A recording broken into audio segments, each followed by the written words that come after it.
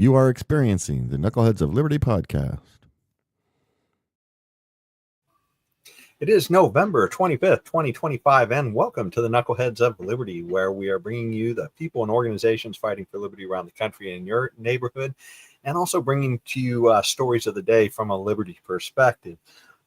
Today, we're going to talk about issues of the California budget deficit that is, it seems like we always go through these cycles and they get worse and worse.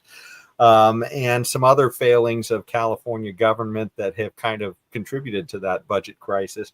And then we're going to talk a little bit about the fallout in the GOP that is occurring with Donald Trump sort of driving Marjorie Taylor Greene from the party and sort of what that means a little bit from a liberty perspective. And then we're going to talk about some of these trans sports and gym locker room issues that have sort of dogged the Democrat Party and probably will going into the next election, as well as we're going to talk a little bit about the Tish Hyman story.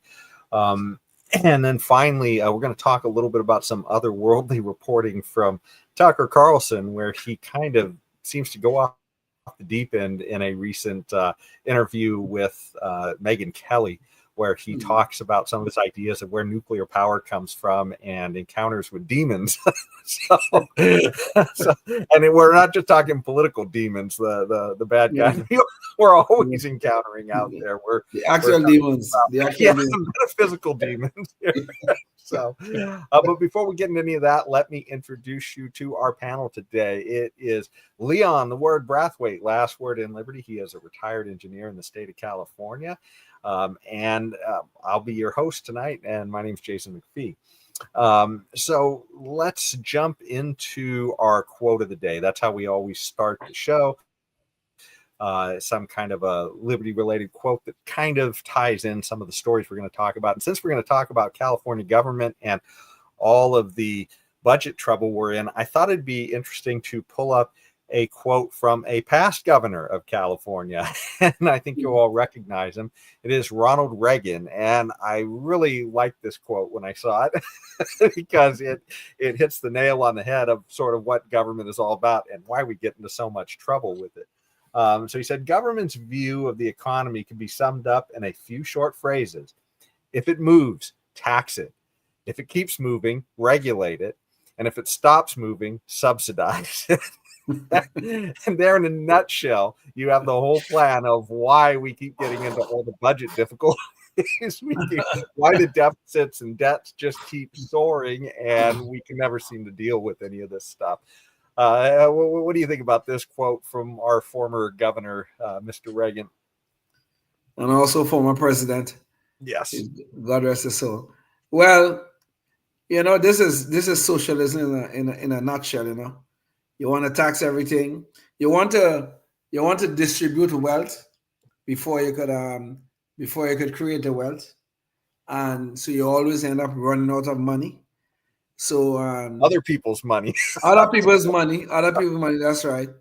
And you always try to perpetuate your disasters.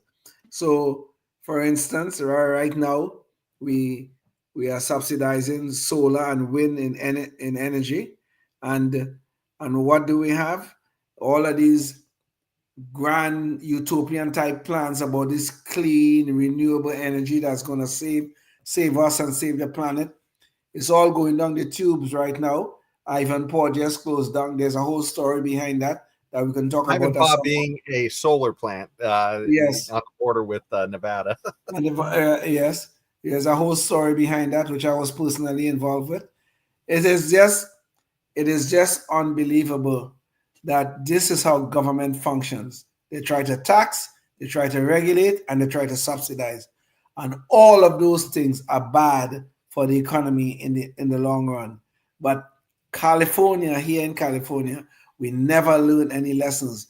We think we're going to find utopia by taxing us to death. God help us. Well, when you say, regulate, and that's always a bad thing. And I kind of think of government as that hammer in the toolbox, and it there's maybe just a couple of jobs that I'm not even sure if it's always the best tool for, but it might be a tool that would work in just a few situations. The problem is it's the only hammer the Democrats and a lot of Republicans, to that matter, are aware of. They never learned to use any of the other tools in the toolbox. And so every single one they go for is that hammer of government, and they use it for everything. And of course, imagine if you tried to fix everything in your house with a hammer, your house would be falling apart at some point. Right?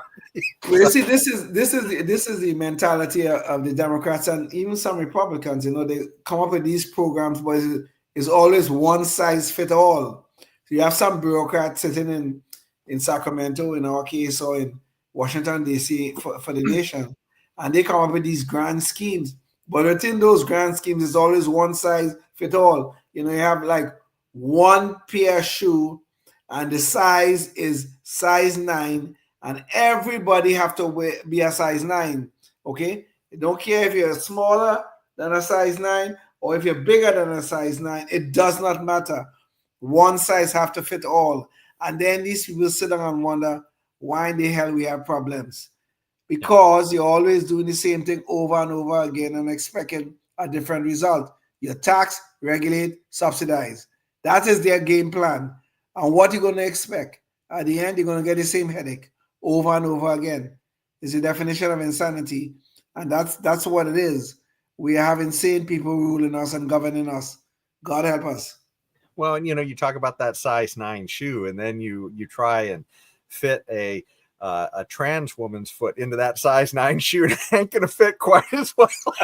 And we're going to talk a little bit about that near the end of the show, the later half of it. But I mean, it's this one size fits all, and it clearly didn't work for Tish Hyman, who we'll talk about later on in the show. But this is the problem, right? I mean, none of us would be happy if you went to the grocery store and everything was one size fits all, and there was only one type of meat and one type of vegetable and one type of bread. We're all a little different, and that's why government isn't a good solution for most of our problems. But anyways, let's get into the state of California's problems right now. So essentially, we are coming up on another big budget deficit, and they're talking about going into next year. I believe it's $18 billion shortfall that they have, and then the year after that, it's going to be more to come. We have a video, so let's where KCRA here of Sacramento put this together, and we kind of edited it down. So let's pull up the video and give you sort of a background of what the budget issue is. California overall has a budgeting problem. One of the state's top budget officials made that clear today, noting California is spending more money than it's bringing in, and it has been this way for the last few years. For the 4th year in a row, California's legislative analyst Gabe Pettick raising red flags the state could be short on funds next year by about $18 billion. Pettick's office released its budget outlook Wednesday. So who's at the root of this problem? Well, the state has been under essentially monopoly control by Democrats since Schwarzenegger was governor, which is well over a decade ago, and he's really the only blip in any office holders that aren't Democrat for about the last 20 years or so in California. But so let's see how Governor Newsom has been doing since he took office as governor. Since Governor Gavin Newsom took office in 2019, California budgets have grown from $208 billion to $322 billion this year. So the budget just under Newsom alone has gone from about just over $200 billion to a peak of over $330 billion this year. I believe it's scheduled to be about $322 billion, which is a welcome change in trajectory, but still way over 50% higher than where it was when he started. So the Democrats clearly have a spending problem here in California. The legislative analyst said California lawmakers have reached a critical point where they need to decide whether to cut programs or raise taxes. The legislative analyst today stopped short of recommending what programs specifically could be cut or how taxes could be raised here. But overall, the bulk of the issue is around state spending on state programs generally, and those costs are coming in much higher than expected at this point. And the math ain't mathin'. And so there you have it. Even AOC understands that California has a problem. Matt Martin, one of the dumbest people we have in politics, saying the Matt in Martin. If she could figure that out, why in the hell Governor Newsom and company can't? Lord. Hey, she may be wrestling with Governor Newsom for that presidential bid. Yes. And even she knows the math ain't math in here. Yeah. Damn. But, I guess, so here's a little bit of background anyways. I mean, almost all of the budget is spent on health, human services, and K through 12 and higher ed. So, I mean, that's where the money's going. It's a lot of welfare and education that ain't working. So this is, and that's kind of a theme, I guess, in California about how all this money is just getting lost. I mean, not only do we not see a great return, I guess, out of our education, where people seem to be getting dumber, and we have to keep dumbing down the test standards and everything else here. But Exactly. we see constantly, like for instance, they keep on adding in more things. Like here, we were the first to announce a plan to cover illegal immigrants' health care. That was a story that was just came out a couple years ago, where Governor Newsom wanted to push for that, saying, "Hey, this is actually going to be good for the state. It's going to." I think we even had an interview with him on one of the news stations where he was claiming it would pay for itself. That we played in the past. Well, I don't have that one now, but of course, he winds up being that we are well, we're immediately in the hole for about 10 or 12 billion dollars, and that's one of the things, I guess, that they're looking to pull back on right now. You can see too some of the other things. I mean, we spend about $133,000 per prisoner just to house a prisoner in this state. And, you go back to that other chart, and, that's a big percent of the budget, where we spend almost 6% on corrections. So there's a lot of money, you could say, wasted there, and maybe if we had a better, and in fact, that's one of the areas that Newsom wants to cut. He wants to cut prisons. So, we've got all these people who are committing crimes out there, and his answer isn't to figure out how to have a prison system that works and reforms people. It's about just get rid of the prisons and don't put anybody in prison. So, this is some of the not so things that we have going on. Then, of course, we have the bullet train that began. Here's this story from Cap Radio, where this started in 2008 under Governor Brown. I think had really pushed for this. And it was supposed to be around 33 billion, and it has ballooned to over 135 billion dollars. So, these numbers are just astronomical waste, that we keep seeing over and over again. And of course, we have billions upon billions of dollars that have disappeared down the hole of dealing with homelessness. And the problem has actually grown over that time. We haven't actually solved anything. And they're saying that they're under all these audits now that are saying, hey, nobody's been tracking where any of the money's going. Imagine that. So it's just one thing after another. And of course, this is leading to, some of the highest cost of living, all of this mismanagement that we have here in the state. And we see this also winds up leading to citizens fleeing California. While yet we still get an increase in population. And the dirty secret of that is because of illegal immigration over the borders, we have our state is increasing in numbers, and yet we have essentially naturalized citizens and others who are fleeing the state in droves. So it is just nuts. But one of the latest stories Leon, did you have any thoughts on that? Because I was going to get to one of the latest scandals that was $500 million. But did you want to jump on any of those before we move into that 911 story? Well, California spending money is almost like breathing. It's a natural thing for them, spending money that they don't have. I mean, we have so many of these grand schemes that they have in mind. Oh, we're going to solve the homeless problem.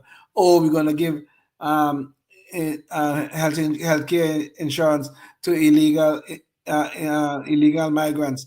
We couldn't imagine that.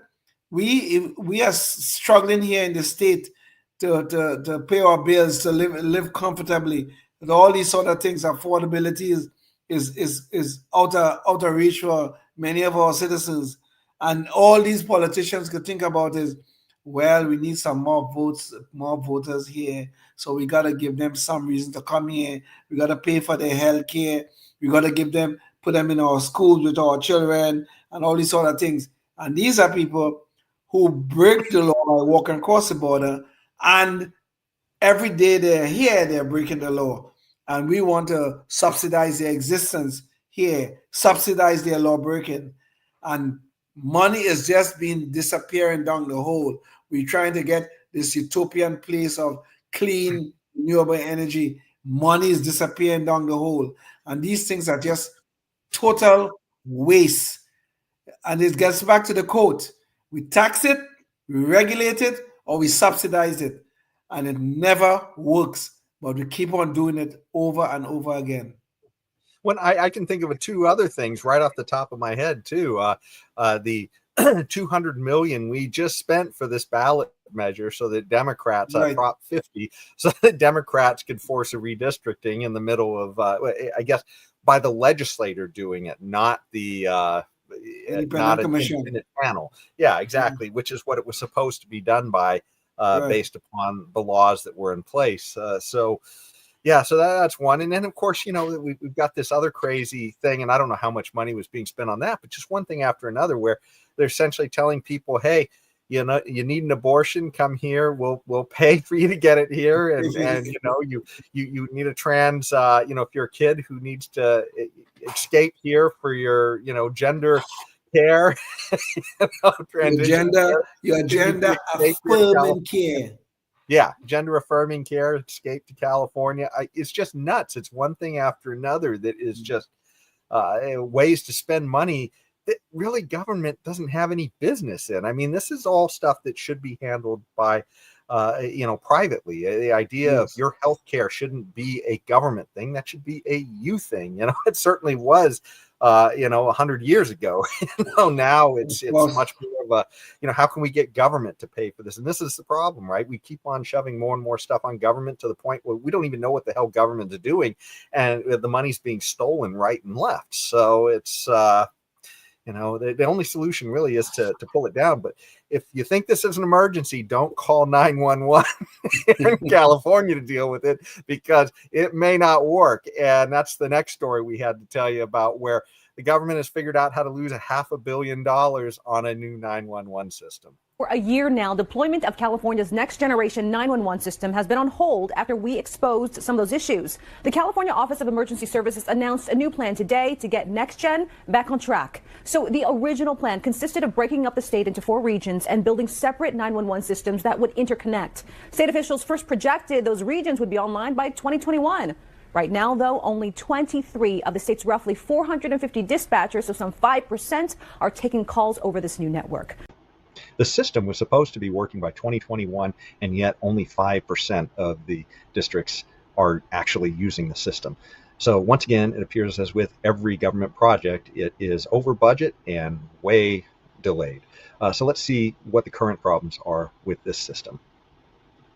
Our investigative unit found some of the first agencies to use the new system reported dropped and misrouted 911 calls. In one case, callers in Tuolumne County were unable to call 911 for 12 hours. Dispatchers there called it disastrous. So CaliOS's new plan consists of getting rid of the regions and securing new contracts to set up a single digital 911 system for the entire state. The agency says the new system should be online by 2030. So CaliOS has repeatedly declined our recent interview requests, and so we pressed them for answers in Sacramento today. So the system that was supposed to be running by 2021 is now apparently it's not working, and they're going to need a new system, and that's going to take until 2030. So 9 years beyond when it was advertised, and it sounds like all of the original money has been wasted. So that's $500 million. This is your California government at work, folks, and they don't want to answer questions either to this reporter. But let's hear what she was able to get out of them at a public hearing. This project is years past the original deadline. Nearly $500 million have already been spent. So my question is, where is the accountability for the hundreds of millions of dollars that have been spent on the first plan that CaliOS is pivoting from? Well, yeah, I appreciate that inquiry, and I think taking that into consideration, we're happy to address that, and take this into consideration now. But I think as it's been laid out in the plan, we're really trying to identify, what has occurred, what we can do to move forward. So when asked what the problems are, they say they still don't even understand what the problems are. They expect to be done with this in 2030. I mean, this sounds like the bullet train to nowhere that they currently have going on in this state as well. Let's hear her next question. Do you have an idea of what the final bill will be for Californians? Ultimately, are we talking about $1 billion, $2 billion? I think it would be irresponsible to make any sort of guess along those lines, but I think that we would just be very cognizant of what it is that we need to accomplish. So they literally say it would be irresponsible to guess at the cost after having lost $500 million. It's unreal, but this is your California government at work, or not, I guess, as the case may be. So this is proving to be extremely expensive for California. In addition to the nearly $500 million already spent on NextGen, the state is spending another about $50 million each year to continue our old 911 system. That can't be decommissioned until NextGen is ready. So there you have it. If you've got an emergency, hopefully you're in another state if you have to call 911. I am trying to understand this. It will be irresponsible. It will be irresponsible for the man, I guess he's some member of what commission or whatever the hell he is. Irresponsible for him to guess at what is going to be the final cost. But it is not irresponsible, or he's silent on the irresponsibility of going over budget and getting something that is not working and not getting anything up and running in case his fellow citizens have emergencies. That is not talked about. That is not irresponsible, but it's irresponsible to try to be transparent about what the hell you're doing with our tax dollars. That make a whole lot of sense. Now I get it. Yeah, Leon, it would be irresponsible for him to talk about his irresponsibility. Of course. These people are unbelievable. It's like you say, you tax it, regulate it, or you subsidize it. All of them are bad. All of them give bad outcomes. When the government gets involved in your lives, they produce a hell that everywhere. Socialism in whatever form or whatever you want to call it, everywhere that have been tried, it always ends up the same way, with cost overruns on everything and underperformance on everything. That is the name of the game. And these people keep doing it over and over again because they don't have to use their own damn money. Well, and I almost wish that she would have asked about whether or not these people who weren't answering the question. I mean, it was just sort of like, well, I really don't know, and it would be irresponsible. Well, they seem to have solved that problem in California government with we were finding out about in one of the last stories we talked about on the show, which was the Capitol building, where it's over $1 billion that they have. Yes. And they've signed everybody to non-disclosure agreements, NDAs, that nobody can talk to the public who's working on it. Absolutely nuts. And it just, this is one thing after another. That was yet another, thing about overruns and irresponsibility in government that, it's like an everyday thing here in California, right? It's just absolutely nuts. So, I wonder if those non-disclosure agreements, are they legal? Don't we have some transparency laws here in California? Are these things legal or constitutional? It sounds very criminal to me, but this is what we've seen this happen several times. I think it was the last show we did. We talked about the Capitol building overruns, and they were talking about over 2,000 non-disclosure agreements that they had signed people to who were working on that, including the people who were running it, which was some representatives from the legislator and somebody from the governor's office. Right. And then I remember when they did the fast food minimum wage law that oddly didn't apply to Gavin Newsom's buddy who ran the Panera Bread company, I guess, who had donated a lot of money to Newsom. Somehow it didn't apply to him because he made fresh baked bread. That was enough to say that minimum wage wasn't important for that type of business, but it was for Burger King and Taco Bell and for everybody else. For everybody else, yeah. For everybody else, yeah, and that they all had to be making, I think, around $20-something an hour, and and then we find out that the meeting that they were all had to where they got together with some of the lobbying groups and everything else, and while that was hammered out, everybody was forced to sign a non-disclosure agreement in that, and then they could all say, well, we can't talk about it to the public because we've all signed non-disclosure. How on earth can you do public business with the public money and then say, sorry, can't talk about it because we've all signed non-disclosure agreements? That sounds like a criminal cartel. Yes. What they're telling us is that pay your damn taxes and shut the hell up. That's what they're trying to tell us. So they could sign non-disclosure agreements, and then they could look us straight in the eye and tell us, well, we cannot speak to that matter because we have signed a non-disclosure agreement. Well, listen. We pay a damn salary. You didn't realize that you're supposed to be working for us. Well, this is some sort of classified secret CIA project you're working on that they cannot talk about in public?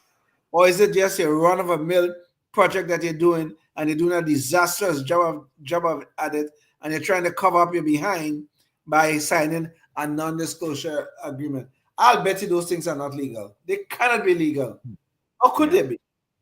Can you imagine anybody in the Trump administration signing non-disclosure agreements and then going in and telling the Supreme Court, sorry, we can't tell you what we were doing because we all signed non-disclosure. Imagine that. Yes. We can't talk about that. What? You can't talk about that? You're under subpoena and you can't talk about that? What? Yeah, this is absolutely nuts. But this is California politics today. So just a seedy criminal enterprise, as far as I can tell. And of course, that's what the results would say too. How much money is being lost? How much just think about the homelessness issue. They've lost, I think, it's somewhere in the neighborhood of $30 billion.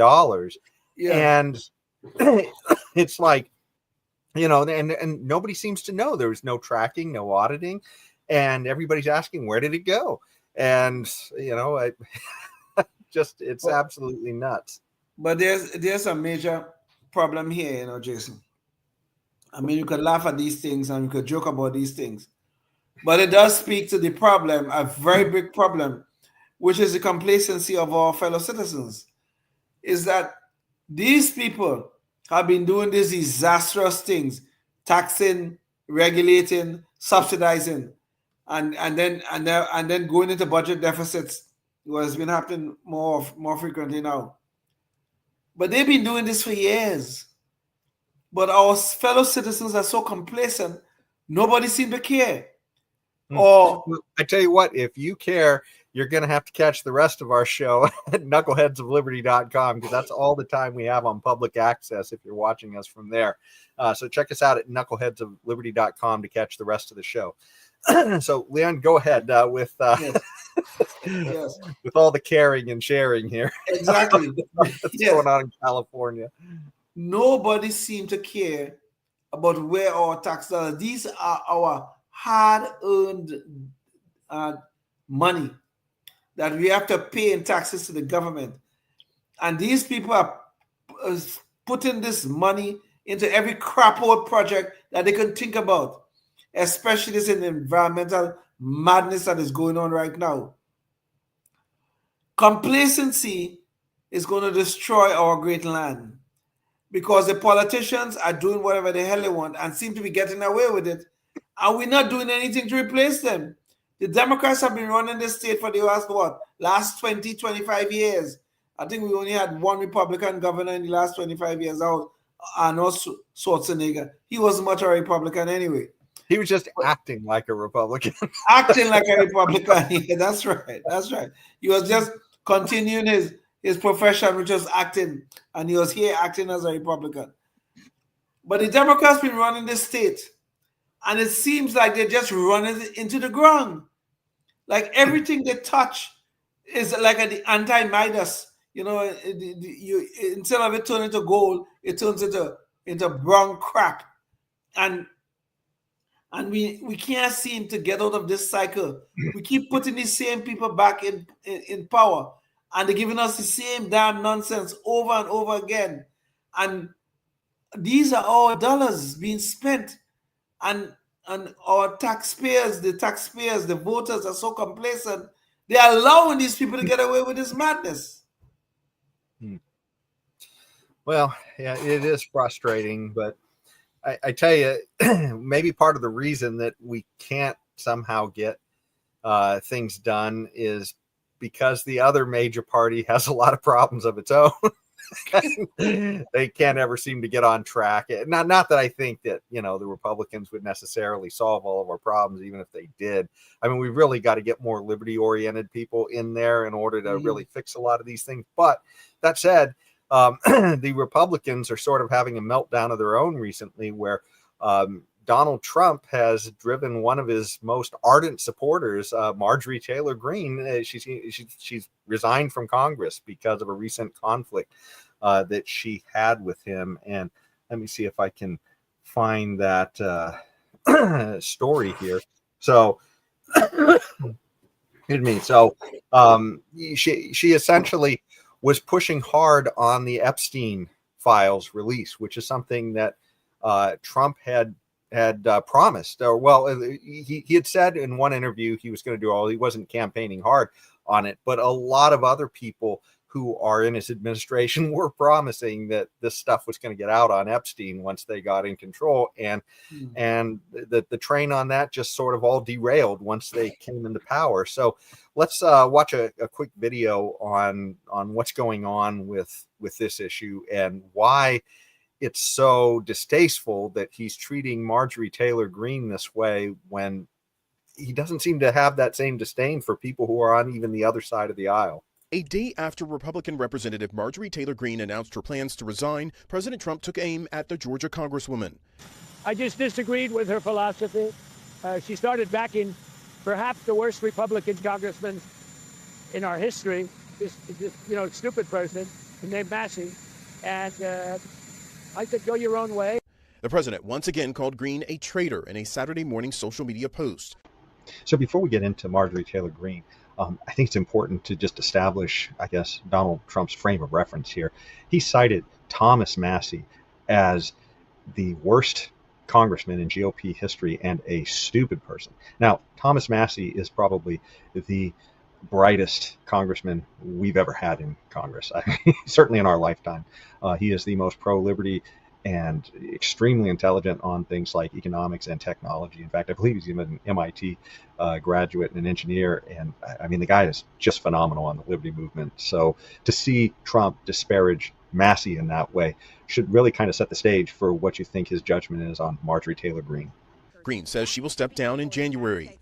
I have too much self-respect and dignity. I love my family way too much. And I do not want my sweet district to have to endure a hurtful and hateful primary against me by the president that we all fought for.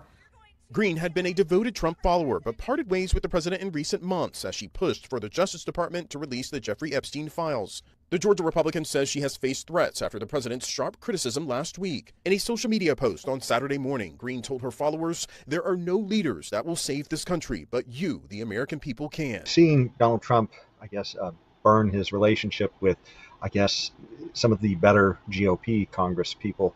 Let's see who he's cozying up to nowadays. Congratulations, Mr. Mayor. Thank you, Mr. President. Thank you. I appreciate it. Overnight, President Trump lavishing praise on New York City's mayor-elect Zohran Mamdani after months of trading attacks and insults. I think you're going to have, hopefully, a really great mayor. The better he does, the happier I am. Just weeks ago, Trump had warned the 34-year-old Democratic socialist would destroy the city. But now, the two men smiling, joking, and shaking hands in the Oval Office. I feel very confident that he can do a very good job. I think he is going to surprise some conservative people. So for one of his most ardent supporters, Marjorie Taylor Greene, Trump labels her a traitor for not going along lockstep with him on everything. And yet for somebody who's on the extreme left, he is buddy-buddy in the White House. In fact, let's see how he deals with some of the past remarks that Zohran has said about him when pressed. I met with a man who's a very rational person. I met with a man who really wants to see New York be great again. Reporters pressing Mamdani on calling Trump a fascist, but in a stunning moment, the president jumping in to help. Are you affirming that you think President Trump is a fascist? I've spoken about... That's okay, you can just say okay. Yes. Okay. It's easier. It's easier than explaining it. I don't mind. So let's hear in Trump's own words how he recently described Zohran Mamdani just a few months ago. Zohran Mamdani. Zohran Mamdani, 34-year-old Democratic socialist. He's the communist, not a socialist. Communist. He's far worse than a socialist. And so there you go. I tell you, this does not bode well for where we're going at that level. I mean, anything has got to be better than Biden, but I mean, I don't know. I mean, my thought is, if you're a Republican, you need to sort of stand up and rein Trump in a little bit, because I mean, those are some of the better people, especially Thomas Massie. I mean, you get rid of that guy, all you've got is bootlickers in the Congress. I mean, what are your thoughts on all this, Leon? Well, full disclosure, I voted for Donald Trump. This is the second time. I didn't vote for him the first time, but the second time I did. Full disclosure. But sometimes Donald Trump does say some of the most lunatic things that you could imagine. Like, take for instance, he said about Zohran Mamdani that he's a communist. I agree with that, as a matter of fact. I think Mamdani is a dangerous man to be running any city, any major city in America. But for some reason, he and Mamdani had this little get together, and all of a sudden we have a bromance going on. And you see Trump. I'm not saying you can't be civil to somebody you disagree with. Civility is always needed in our society. But to be having this sort of bromance with this man who is clearly somebody of the far left, somebody we don't want, which I'd hope to God we would not have gone so crazy in New York City and allow this man to be the mayor, which is essentially the chief executive of the city. So, but Trump does get into these things in his head, and some of the most lunatic things has come out of his mouth. I mean, now look at this issue about, Thomas Massie. I mean, come on. Thomas Massie is probably one of the brightest guys we have in the Congress. I mean, I'm talking about academically to start with. I believe he has like a master's in mechanical engineering from MIT, if I'm not mistaken. Something like that. So on that front. And then he's very strong on the liberty issues. He's very liberty oriented, which is great. And liberty oriented, he's a massive person pushing for small government too, constrained small government. So exactly, which is something we all appreciate when the Democrats are in. Yes. Sorry, go ahead, Leon. Yes. So how does a man like that end up on Trump's wrong side? Because he disagreed with aspects of the big beautiful bill, as it was called, because he agreed with some of the other actions of the Trump administration. Is that going to make him a stupid man? Is that going to make him a traitor or whatever the hell it is he called him? It does not. But Trump does get into these things where when even people who voted for him, people who supported him, we have to cringe sometimes just to listen to some of the things he says. And this is not good for the Republican structure. No, I'm not a Republican, even though I do vote for them sometimes.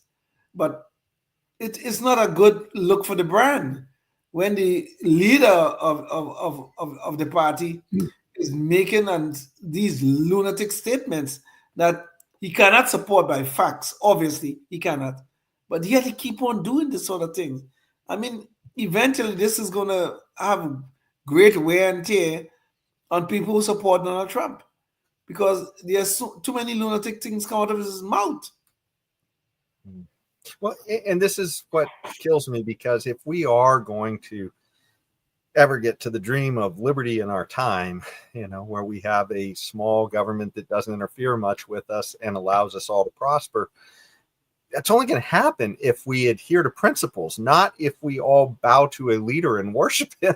Right. And that seems to be what Trump is after here, because I can't think of a more principled person out there that I've seen in politics than Thomas Massey. I mean, maybe Rand Paul and Ron Paul, but Thomas Massey is really, shown that he's got the stones to stand up for the things that are important and doing what he says he's going to do, and Yes. trying to keep government small and principled. And it's nuts to see somebody attack him the way he's attacking him, and then turn around and put his arm around Zoran Mayor Kami Mamdani. I mean, this is absolutely nuts, because even if you think Trump is better than the Democrats, and I certainly think he couldn't be worse than the Democrats. Yeah. There are very few politicians. There are very few politicians who could be worse than Biden. Seriously. Yeah. Seriously. But the thing is that, even if you think you found your good king in Trump, he goes away at some point. And, Right. this is the story of history, right? Is that, more often than not, your kings are going to be horrible people. And you're not going to like what comes out of them, right? And you're only following them out of fear. And this is, and not only that, I mean, if anybody who understands economics understands that part of the problem with centralized control of like a king or a dictator or any of that stuff is that there's an information problem, right? That person like Santa, it's like believing in Santa Claus, the idea that this one guy could have all the knowledge for all the little children of the world, right? That's nuts, right? That's a fairy tale. That's why kings always don't satisfy very well, because as Leon was mentioning earlier in the show, we're all different. We all have different wants and needs, and your one leader isn't going to recognize all that kind of stuff, and central control isn't going to give you near what you would get from bottom-up system like markets.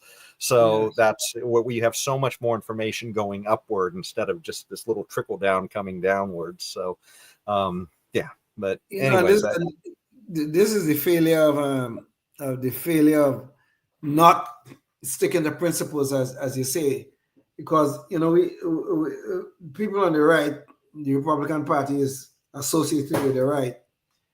We supposed to believe in individual rights. We're supposed to believe in our individuality. That is what's supposed to make us different from the Democrats. So when you start trying to see people like Trump trying to enforce a certain narrative where like they want the Massey to fall in line, or they want the Freedom Caucus to fall in line without some level of compromising on certain things, which everybody has to in order to get anything done in Washington or in any state capital. But the point is, though, we still have to live like individuals. Now, we may come together to accomplish things. Sometimes we may have to go across the aisle to accomplish something. Fine, nobody said to compromise your principles. Okay, that is not the way it should be. We're supposed to hold on to our principles, and we do a little give and take in order to achieve something. But what Trump and some of his fans are trying to do is to get this party line narrative that we must all adhere to, or we become a traitor. And this is the big problem that I see with Trump and the whole MAGA movement. This issue with Marjorie Taylor Greene. Now, Marjorie Taylor Greene is not totally innocent, okay? Because, yes, she was a big, strong supporter of Donald Trump. But Marjorie Taylor Greene went to Washington, D.C., and next thing you know, her disclosure, she went from like having $500,000 in net assets. Now she's like over $7 or $8 million, some kind of things like that. And the other day she was on some show or somewhere, she apologized for being a conservative and all that kind of stuff. Now, those sort of things don't sit well with me, all right? But that doesn't mean that I want her to be kicked out of the party, or I don't want her to run for Congress again and run in a district. Okay, fine, you want a primary thing, but I don't see why she have to be ostracized and displaced from the party for being critical with the Epstein, whether it was the Jeffrey Epstein stuff or whether she had some issues with the the big beautiful bill or whatever the hell it was called. All of that is fine. I don't know why we call ourselves the Republican Party at least call themselves this big tent party, and everybody could be under the tent. And as soon as we have a situation like Marjorie Taylor Greene, we want to kick her out of the party and blah blah blah. It smells of a level of hypocrisy that you don't associate with Republicans. You more associate that with Democrats. But it's just stinks to high heavens. Yeah, no, this is and it wouldn't be quite so unbearable if he was just simply cracking down on Republicans to sort of align control to get what he was after for his agenda. But then you see him snuggle up to Zoran, and it's like, what is the motive for that? Right? I mean, I don't understand at all what the play is here, because when it was bad enough seeing a communist take over, an avowed communist take over as mayor of New York City.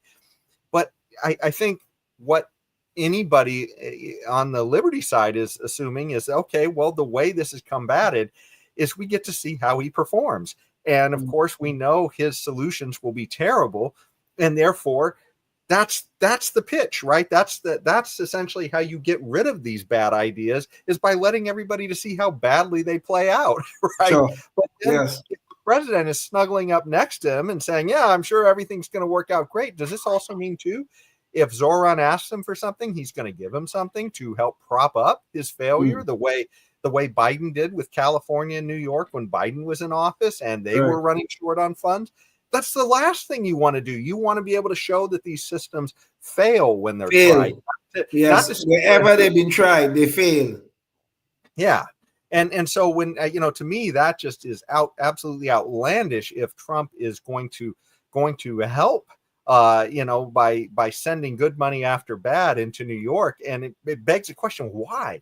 I mean, what is the reason why he would want this good relationship with him, unless it has something to do that maybe he has personal stakes in New York and he wants better treatment while he's in New York, in which case that is, really something that I start to get really pissed off about, the idea that maybe he's selling off these much more important ideas for his own personal gain in New York. So I don't know. I mean, I'm not sure what the motive could be here, but I can't see what the motive is. I don't know what the 4D chess play is that people have in mind that's going on here with Donald Trump, because this is absolutely outlandish to see him make this type of move. You have any ideas on it, Leon? No, not really. It's just that Donald Trump has this sort of erratic behavior associated with him that makes many of us cringe, downright cringe. Like, okay, I don't have a problem with him meeting with Zoran Mandani per se. I don't. I mean, he's the mayor of a major city. But this buddying up, this bromance kind of thing, no, we can't be encouraging this sort of thing, because the next thing you're gonna hear after Zoran said, "Oh, we're gonna give you a free bus, we're gonna give you free healthcare, we're gonna give you free this and free that," and they start to go bust just like we are here in California. You know what Zoran is gonna do? Let me call my buddy Donald Trump and ask for our money to bail him out of his damn nonsense in New York City. That is what's gonna happen, because when you start giving away free stuff, you start saying, well, people could ride the bus for free. So how are you going to pay the drivers of the bus? How are you going to pay for maintenance of the bus if everybody getting to ride for free? And how are you going to pay all of these things? Yeah. Well, with other people's money, apparently. But let's hope that's not what's at play. But I don't know what on earth could be at play other than this, because there's not a good move. And why? You've seen how he just treated Thomas Massey and MTG, and the idea that suddenly he's best buddies with an absolute commie. It's nuts. Yeah. And on the night that Mandani gave his acceptance speech, He told everybody that he's a democratic socialist, he's this, he's that, and he's a Muslim. I'm still wondering why he had to mention that. Okay, fine, you're a Muslim. Why you had to bring your faith into that discussion? Well, because I'm that's not all sure. Democrats do is they want to tell you what they do in the bedroom. They want to tell you what their skin color is. They want to tell you, what their religion is, I guess. What they do all about in identity. the mosque and the church. Yeah. Oh, God. Yeah. Well, speaking of identity politics and some of the, some of the reasons why Trump even still looks good as an alternative to the Democrat Party. Let's get into our next story, and that is one of a woman who was thrown out of Gold's Gym because, and this is, let's see, here it is, a woman named Tish Hyman. And so she was thrown out of Gold's Gym because she was upset about there being a man in the women's locker room. And this is a story that the Democrats just cannot seem to outrun. So let's watch a quick video on this to get you up to speed. A popular singer-songwriter claims she was booted from a Gold's Gym in Los Angeles after getting into a heated, caught-on-camera confrontation with a transgender woman. Get rid of me for this. I'm a woman and I have every right to not want a man in the restroom when I'm naked. There are girls naked in there. Look at them walking in there like it's okay. It's not okay. So Gold's Gym took away Tish Hyman's membership for being upset that there were trans women or men who believe they are women in the women's locker room. These are people with full male genitalia standing there, and as Tish Hyman had explained in one interview, I believe, just standing there staring at her while she was naked. Men with big dicks in the women's locker room. And that's why I'm getting kicked out. And I want to make sure the girls know. Everybody saw that man in the locker room. No one saying shit. Me naked in front of a man without my permission. I'm the one who gets kicked out the gym, y'all. So Tish Hyman wasn't going away quietly, as we all saw.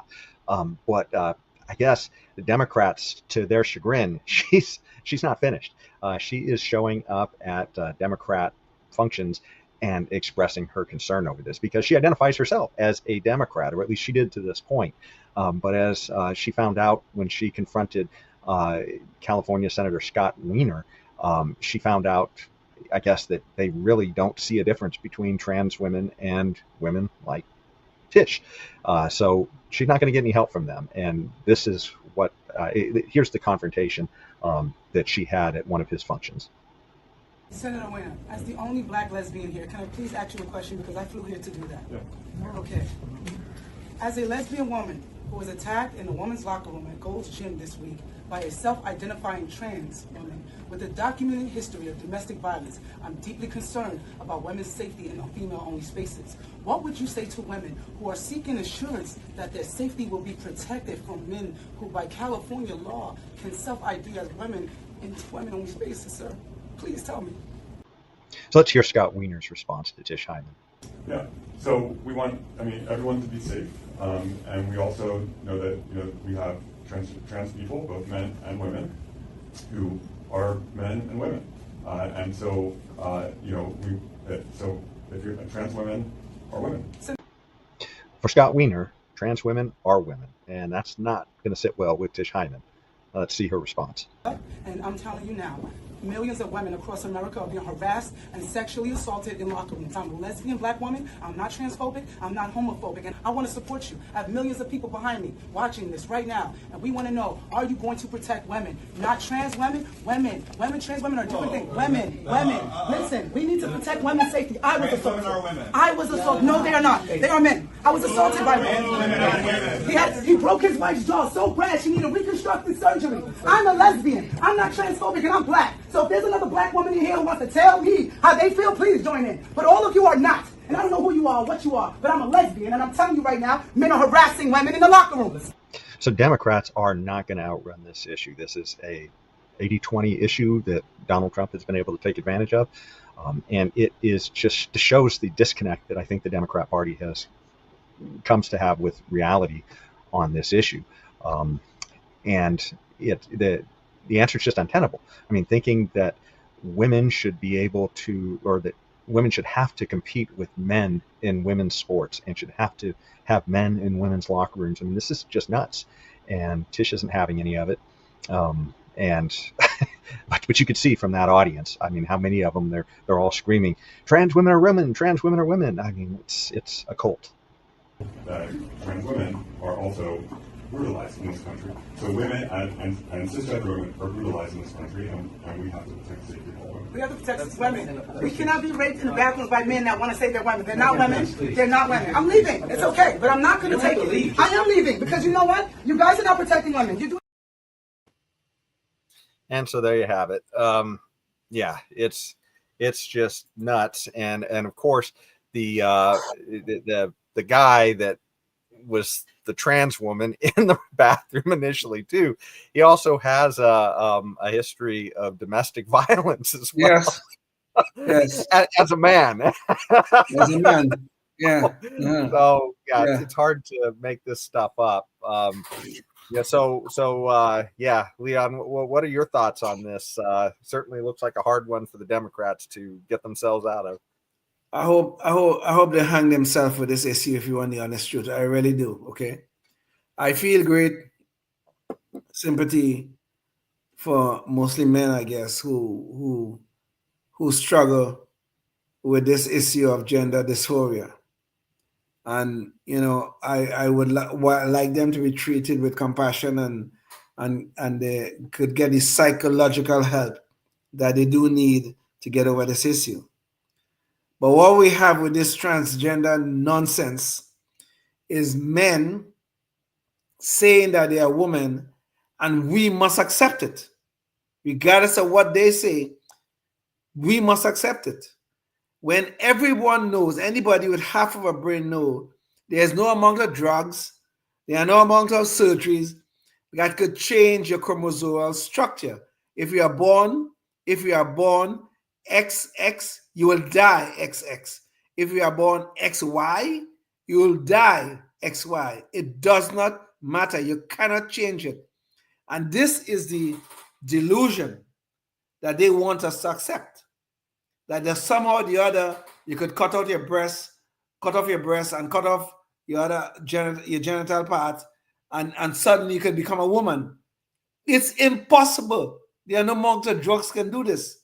And this particular issue is so egregious, it's unbelievable. Just imagine you driving up Interstate 5. We have Interstate 5 run all the full length of the state of California. You're driving up Interstate 5. You're probably in a lonely section along the road. And you and your wife pull over into a rest area. Your wife have to use the bathroom. And some strange guy is walking into the bathroom, and I must sit there and watch this because he say, I am transgender. I identify as a woman. I must watch this. I don't know you. Apparently, you could go in too nowadays. You just have to tell everybody that you're I guess, suddenly a yes. woman I just have to say that I'm transgender too. To go inside and make sure that my wife is safe. Yeah. But this is the kind of sickness and craziness that this transgender movement is wanting us to accept. That your daughter, you have a daughter, a young daughter, have to go into a locker room with some guy who's calling himself a woman, and she don't know this person, and she may want to undress and change into whatever exercise clothes she wants to change and whatever she wants to do in there, and some guy could be in there with all his members still intact and be there watching her, and we must just accept this madness? No. And so, this is what we saw with women's sports too, with Leah Thomas, exactly, and many of the other women athletes or trans athletes who wound up going into these locker rooms. And there's a lot of discomfort among girls who are both in high school and college, but they feel that they can't say anything because if they say something and they protest, they're the ones who are going to get thrown out, just like Tish Hyman got thrown out of Gold's Gym. So, I mean, it's kind of nuts. And the problem too here is that, this is something where, from a liberty perspective, if markets were allowed to deal with this, Gold's Gym doesn't really have freedom in California. We don't really know what Gold's Gym's position is on this, because they had to toss Trish Hyman out, but it's because they might be sued otherwise and probably lose under California law if they wind up forcing a trans woman out of their bathroom. So they have to come out against Tish Hyman. So, we're in a problem where people simply aren't free to really discover what the right solution is to this.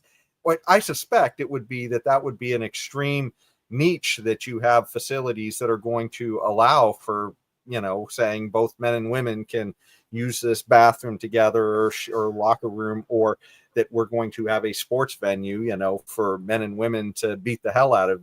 Well, it wouldn't be each other. It's usually men beating the hell out of women. So, but I don't think people are going to pay to see that. I don't think people are going to patronize places that do that if they have a choice.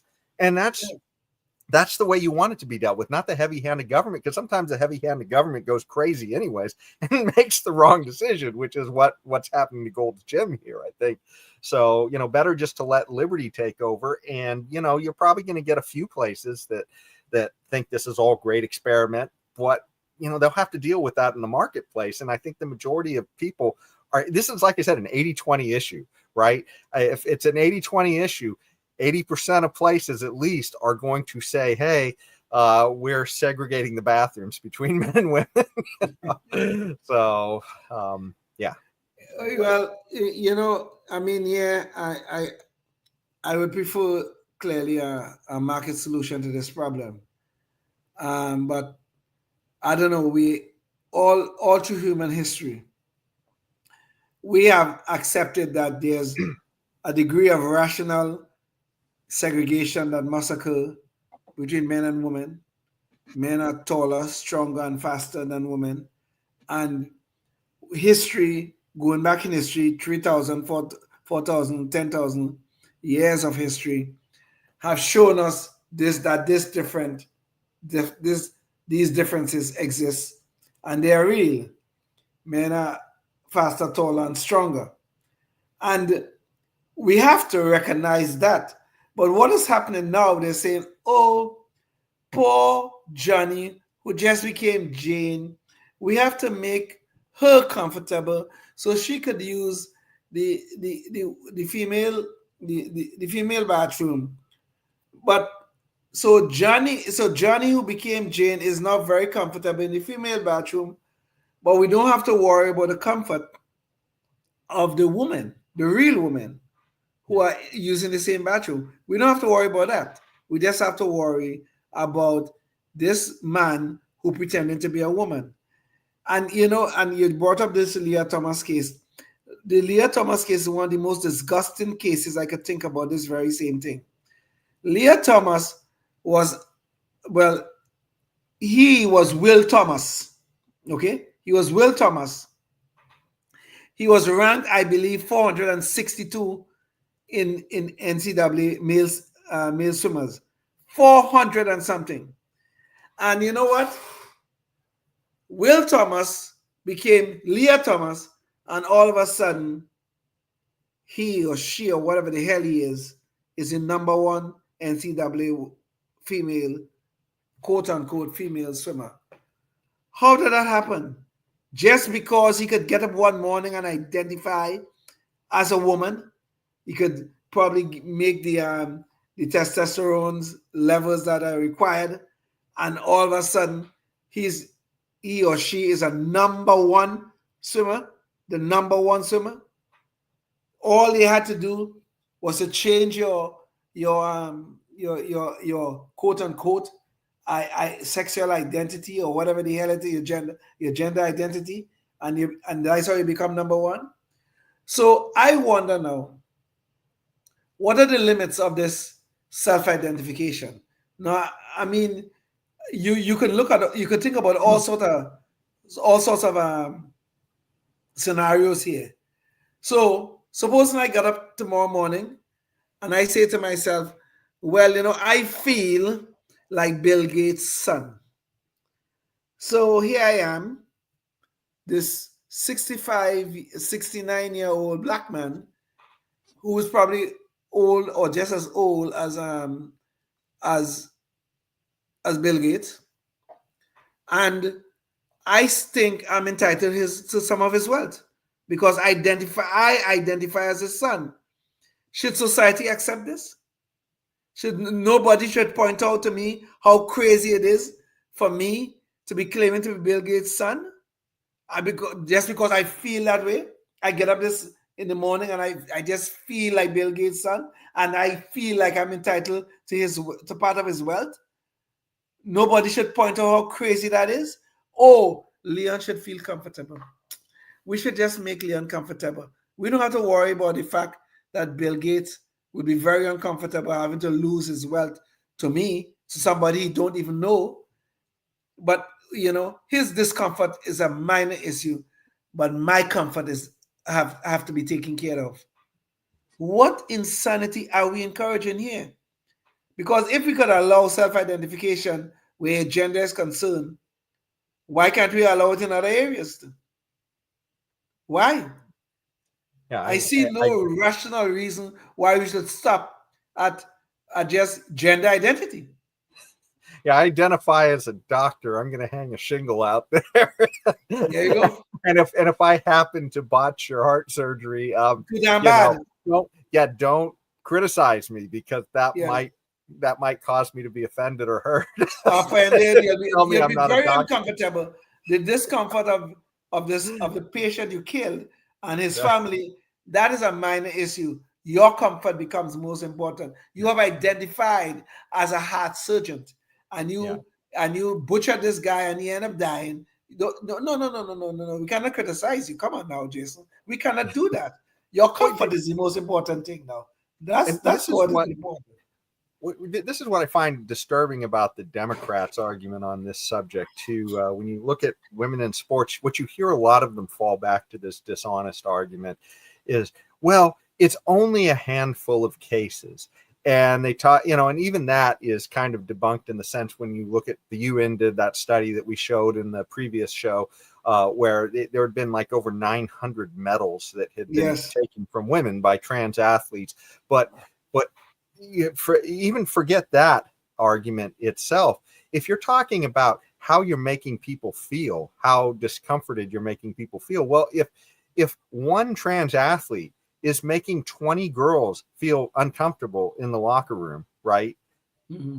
At which point do you say, hey, why is it the one that gets to dictate to the 20, right? Exactly. I mean, this is kind of nuts, right? Yes. I mean, even if you're one of these people who just completely believes in democracy for everything, that's nuts. The idea that one is going to tell 20 that they have to, and it's not that the one is trying to, that the 20 are trying to take something from the one. The 20 just don't want to be trespassed upon by the one. Right? Exactly. That's what we're talking about here.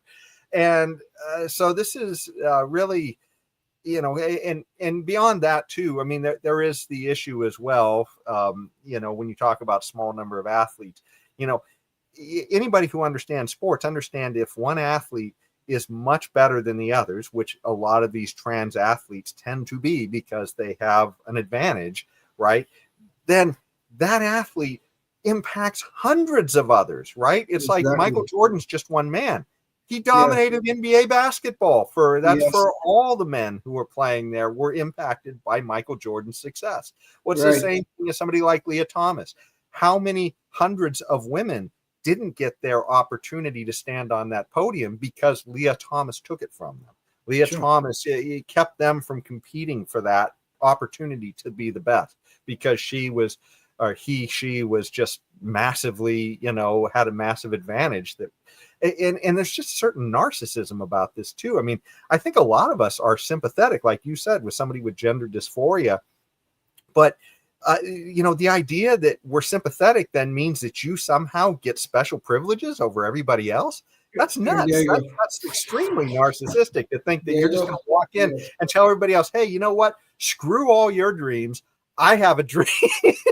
And F you if you have a dream that doesn't coincide with my dream. That's nuts. right? And the level of dishonor with this is just unbelievable. I mean, that these people would do this to other people. It's one thing to say, like you said, hey, I have a preference that's different from everybody else, but I'm not trespassing on anybody else, so just leave me alone. That's great. But to sit here and say, hey, I have a preference, now all you people have to accept it. Yeah. I mean, if someone, right, they have dysphoria or whatever they have, and they want to put on a dress and go outside and walk around and that kind of stuff, fine. I don't have no problem with you if you just want to do that. Just don't tell me that I have to accept the fact that I'm seeing you have a mustache and a beard and everything, and you come and tell me I'm a woman, and you have to accept the fact that I'm a woman. You have a mustache and a beard, a big beard on your face, and you're wearing a dress, and I have to tell you, I have to say you're a woman? No. You keep that to yourself. Demand from you, call me ma'am. Yeah, exactly. Yes, this is madness. Yeah. No, and this is the type of thing that is, quite frankly, why the Democrats have gone so off the rails that, even when Trump has his excesses, he still looks good. Exactly. So that's yeah. Well, speaking of excesses, this kind of brings us to the Knucklehead Noise Patrol and the final thing with this. And I'm not, usually it's something funny that we deal with, and this is kind of an odd story. And I'm almost kind of a little bit sad to talk about this, but it just has to be mentioned because it's so nuts. But Tucker Carlson has, he has a massive media outreach, and he has his own podcast, and politically, there's some things I disagree with him about, some things I agree with him about, but he is, he was recently interviewed by Megyn Kelly, and he said some absolutely, some kind of bizarro things, where he talked about an experience with a demon, but more disturbingly about, his ideas about technology that he doesn't understand. And better just to show you the clips and you can see it, and then we can discuss it. So here you go. Which you said you think you were attacked by a demon. To bed with my wife and 4 dogs who sleep in the bed. My wife said 4 children. My dogs are hunting dogs. All 5 of them wake up like that. Like we have no home invaders in my house. I wake up at 2:30 in the morning. I check and I couldn't breathe at all. My throat was closed. It wasn't like I was apnea or was strong as I couldn't breathe. So I get up, I stand in the doorway of our bedroom, and I'm like, wow, I'm dying. I can feel myself starting to gray out. And then I started walking in the backyard, and then it slowly came back. Like my throat kind of opened up a little bit. I was like really weirded out. I walk back in, and my wife wakes up. She goes, what is going on? I said, I don't know. I can't breathe. I feel better now. And all of a sudden, I had this horrible pain underneath my arms, like on the side of my chest. Like bad. I thought I'd been like ripped with a knife or something. It just was very intense. So I go into the bathroom, I flip on the light, and I have claw marks on both sides. So Tucker just got done telling us about what he perceived as an experience with a demon. That's his perspective of what he went through, and that's his right to have that perspective, I suppose.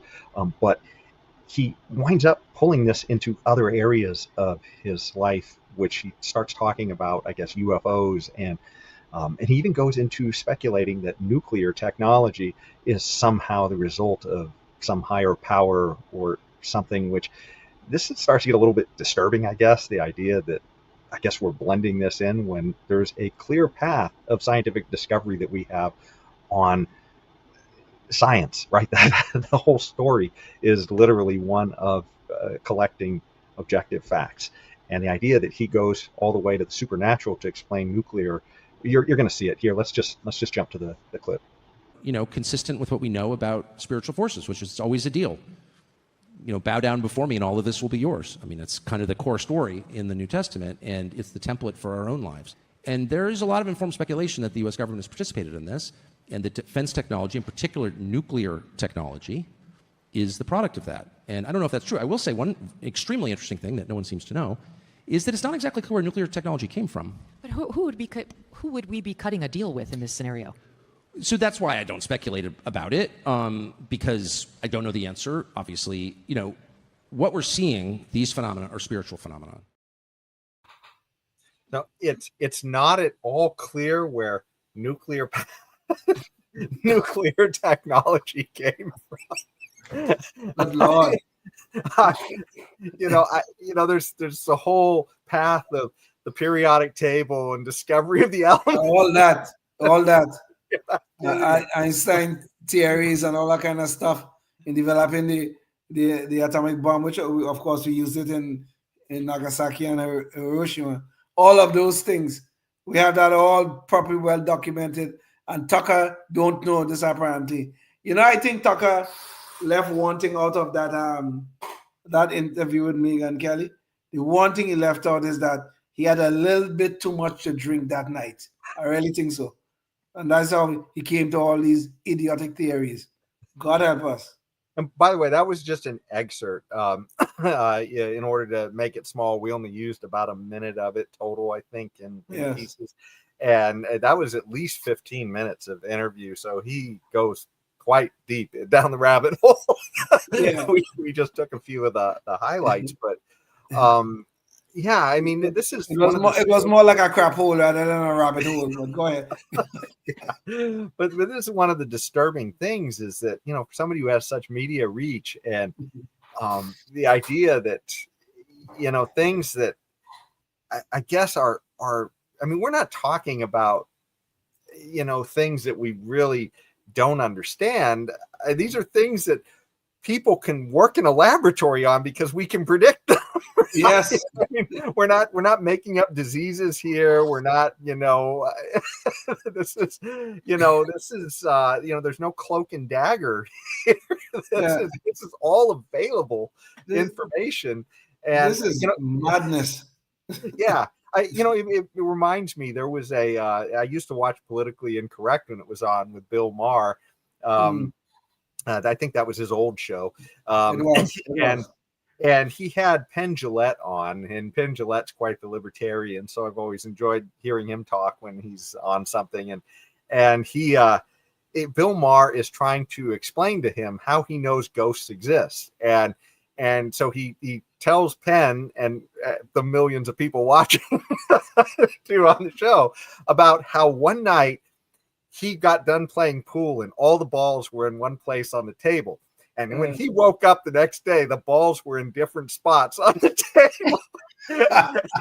And so Penn Jillette is like staring at him in disbelief, like, this is your evidence for the supernatural. So Penn Jillette goes on to explain to him, there's a lot of possible explanations, including you being wrong, but I mean, aside from, assuming that the balls really were in different places later on, there's a million different explanations. So why you have to invoke the supernatural to explain how pool balls moved overnight, how that changes your model of the world. In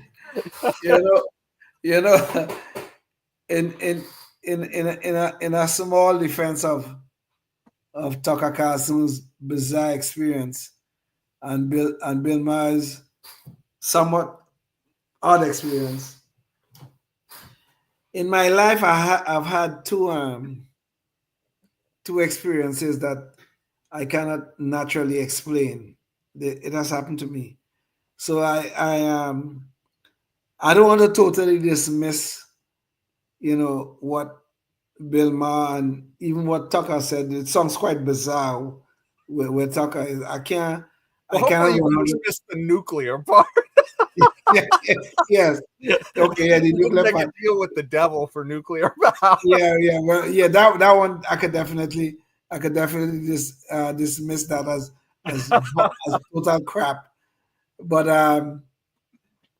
I've had a couple of experiences that I know there's not enough time for me to explain them. But I don't want to totally dismiss their bizarre encounters, shall we say?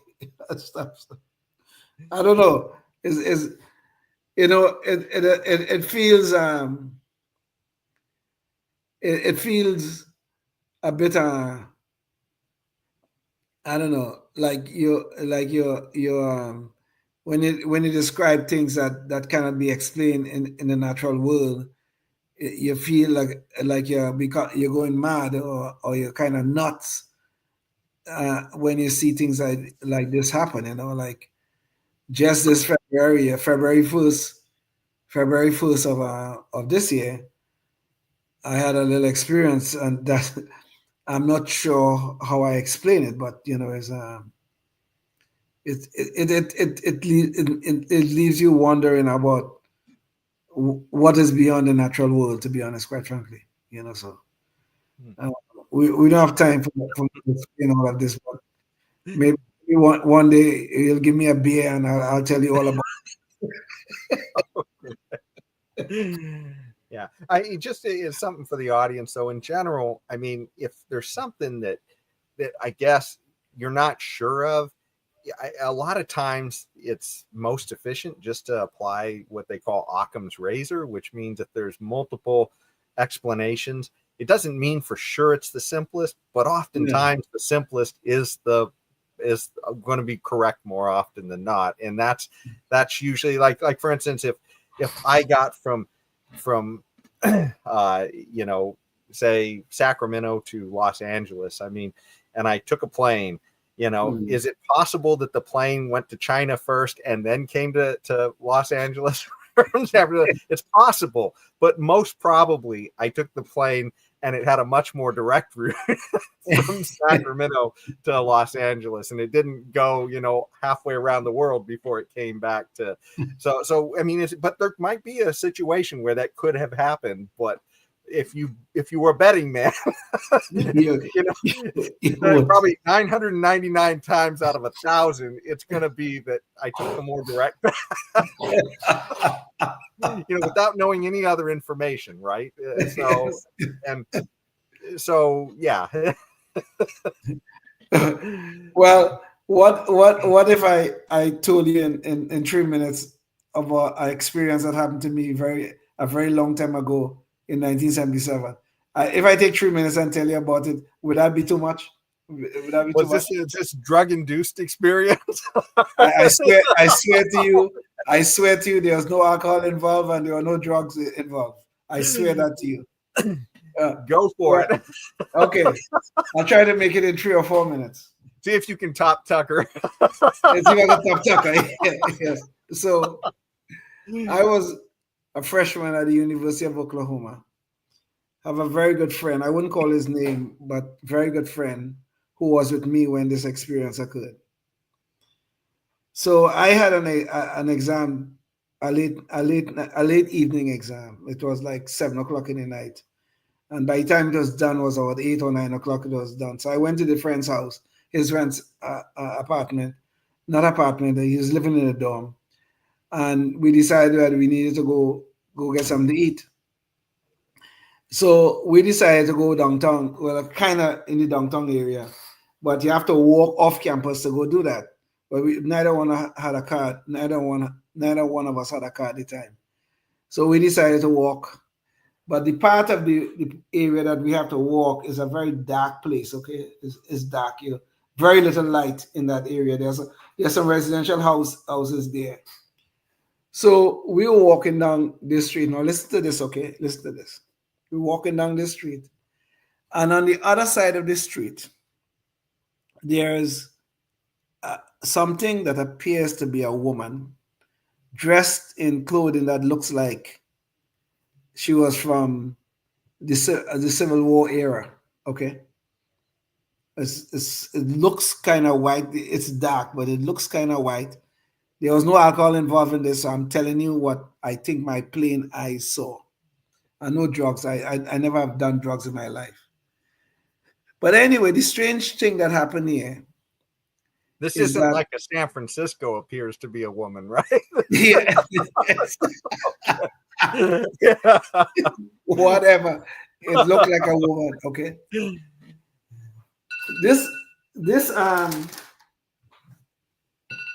So we are walking down the street and we are kind of wondering what the hell is going on because we're seeing this thing across the street. But suddenly a tiny little dog, ran across the street at us, barking, wow, wow, wow, wow, wow, wow, barking at us constantly. Now, if you have a dog,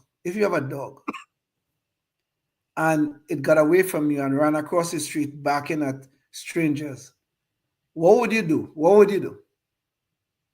Well, I guess it depends upon the size of the dog. No. I'm talking about you are the owner of the dog, or you walking the holding the dog. If the dog ran from you and ran across the street, barking at strangers, what would you do? If you are the owner of the dog, you'd probably try to get the dog back in most cases. Okay, you would try to get the dog back. You would try to call the dog back, right? Neither of that happened. Neither of that happened. Whatever that thing was across the street, it didn't call the dog. There was no voice. It didn't call the dog. It didn't come to the street to retrieve the dog. Nothing happened.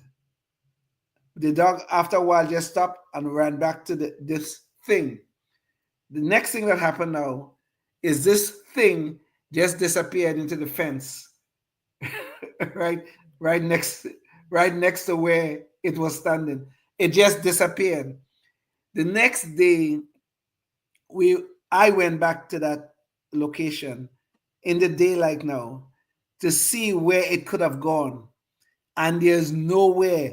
There's nothing like you say to like a door it had gone into or something that where it was easy for it to disappear into.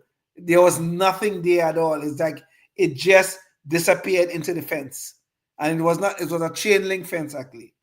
It just disappeared into the fence, and to this day I cannot explain that. And every time I tell this story, I've told it a few times, everybody will ask the very question you just asked, but they don't normally ask about drugs because they know I don't mess with that. But they always want to know how many beers I had prior to the experience. Well, I will say though, I mean, there's in this, I mean, not that this is everything with the story, but you did say that it happened at night, so the visibility is not 100%. I assume. Right. So there's a lot of little issues going on at play here. But I mean, I can tell you something that alarmed me once in Sacramento, but it wasn't a supernatural thing, but it was the homeless situation had gotten so bad that there was this facility full of storage units downtown under the freeway, and right where you come off the freeway, and so it got to the point where there's so many homeless around that I saw this one where a section of the chain link fence opened itself up and out popped a homeless person, and they had all this cardboard and other things up against the fence, and I guess they had cut it so that they could make their own door out of the chain link, right, and then just bring it back in. So I mean, I'm not saying for sure this was your case, but I'm just saying that that's some spooky stuff in Sacramento. If you happen to be walking around a place, chain link fences and a lot of homeless, you may not have the barrier there that you think you do. Okay, it did have. I did tell you I went back there to check on the fence the next day. It didn't have none of that, okay? Not like any kind of homeless, any kind of person there, any kind of anything there that could have opened the gate and thing. It had nothing there. I'm saying if you woke up in the middle of the night, you hadn't been in San Francisco before, and you were walking down, say, Market Street, and some of the weird homeless freaks that are on drugs that you see walking around, you might think you had walked into a supernatural, even if you weren't on drugs. That's because they're all. But yeah, I mean, this is not necessarily an explanation for your thing, but I'm just saying that sometimes there are explanations that we don't see at the time unless we really can examine them fairly closely. This is, by the way, we're really getting into a tangent here, but I used to be in the skeptics group, and so there was a guy named James Randi, and he was a guy that everybody looked up to, and he tested a lot of these claims if people had repeatable claims of something supernatural. I mean, if it somebody said that happened once and they couldn't see it again, obviously wouldn't be able to test it. But if somebody claimed that they had something that was supernatural that could be tested, he would do that. And it was kind of funny, though, because, he was skeptical of scientists, of all kinds of people who would make claims and just assume they knew what they were talking about, and they would be duped a lot of times by scam artists and everything else. And I'd see so many of the people in the skeptics movement, most of them happen to be Democrat sort of science fans and all that kind of stuff. And then when we come across the biggest scandal and the biggest scam of our time, COVID, and none of them could see it because none of them were skeptical of government in the slightest. But I mean, Randy would test both supernatural and, all kinds of paranormal type of claims. And it just, that the biggest scam artist right out there that we could all see is government. And yet this group of people is completely oblivious. They just have a blind spot where they can't see the scams coming from that direction. And they're supposed to be skeptics, right? Exactly. So, and I mean, we saw all of this and the suppression of voices of doctors, of media, and yet to them, it was just all, well, government knows best. They couldn't be lying to us. They've got a PhD after that. Yeah. Anyways. Well, I'd say that's about exhausted us. It would have been a good Halloween episode. But anyways, yeah, you've we've come to the end of our episode, but until the next show, think about what you can do in your community to advance liberty. And most of all, if you want to fight the fight for liberty, at the very least, speak truth and speak liberty, because honesty is what's going to be required if we're going to get past most of this, crazy attempts to take our liberty. People have to have the courage to stand up and, say it's BS when they see it. So until next time, stay tuned and stay free. Well, yes, indeed. Life, liberty, and the pursuit of happiness, always and forever. Thank you for listening to the Knuckleheads of Liberty podcast. Find us on Facebook, Rumble, YouTube, your favorite podcast network, and at knuckleheadsofliberty.com.